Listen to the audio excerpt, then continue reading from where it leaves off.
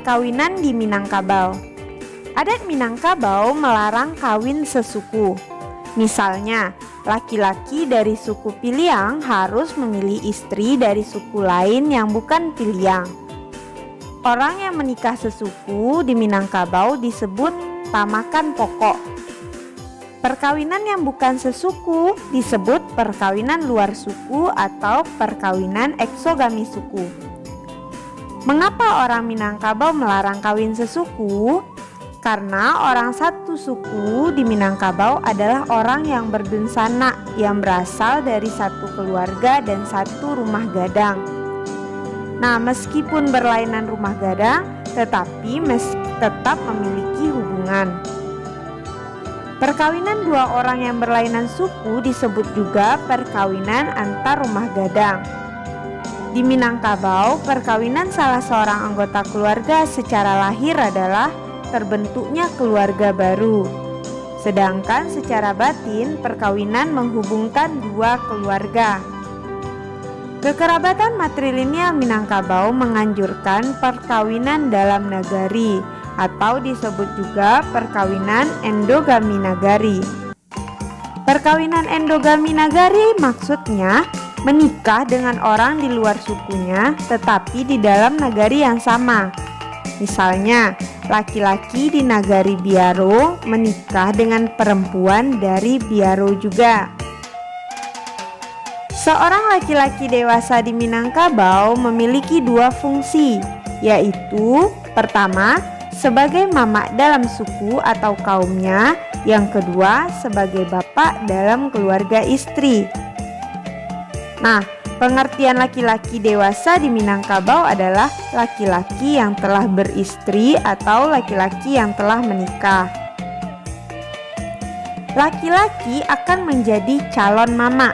Nah, seorang mama berkewajiban membimbing kemenakannya, dan sebagai bapak, ia berkewajiban memangku anak-anaknya, seperti ungkapan kaluak paku kacang balimbiang, daun bakuang lenggang-lenggangkan, dibawa nak rangka sarwaso, anak dipangku kamanakan dibimbiang, urang kampuang dipatenggangkan, patenggangkan adat dan binaso.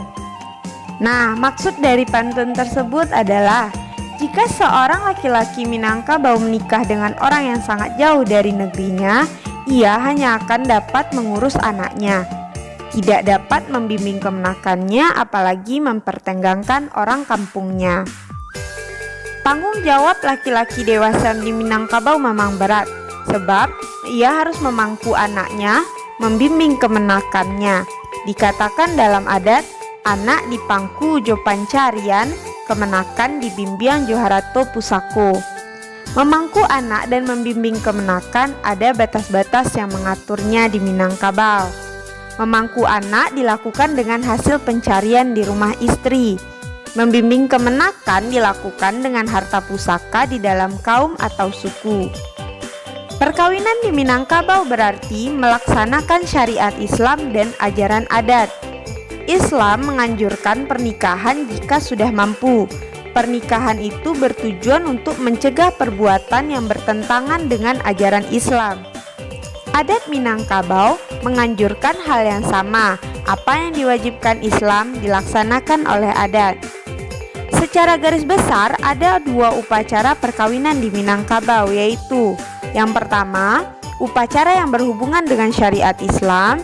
Yang kedua, upacara yang berkaitan dengan ketentuan adat. Inti upacara menurut Islam adalah akad nikah. Akad nikah dilaksanakan di hadapan petugas yang ditunjuk oleh Departemen Agama. Di desa-desa itu disebut angku kali. Sedangkan yang menikahkan adalah orang tua perempuan. Orang tua perempuan menikahkan anaknya dengan laki-laki yang dipilihnya. Kemudian laki-laki akan menerima nikah itu dengan memberikan mahar atau mas kawin.